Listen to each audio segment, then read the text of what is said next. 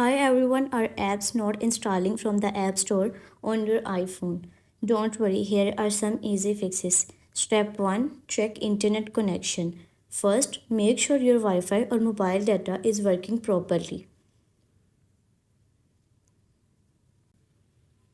Try opening Safari or another app to test the internet.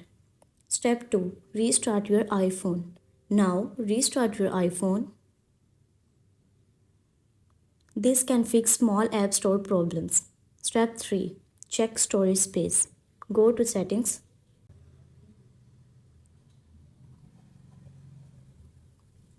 General,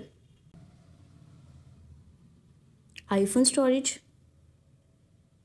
If storage is full, delete some apps or files.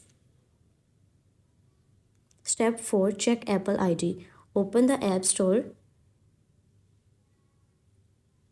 and make sure you are signed in with your Apple ID. Step 5, turn off screen time restriction. Go to Settings, Screen Time, Content and Privacy Restrictions, iTunes and App Store purchases. Make sure installing app is allowed. Step 6, update payment method. Sometimes apps won't install if there's a billing issue. Go to Settings,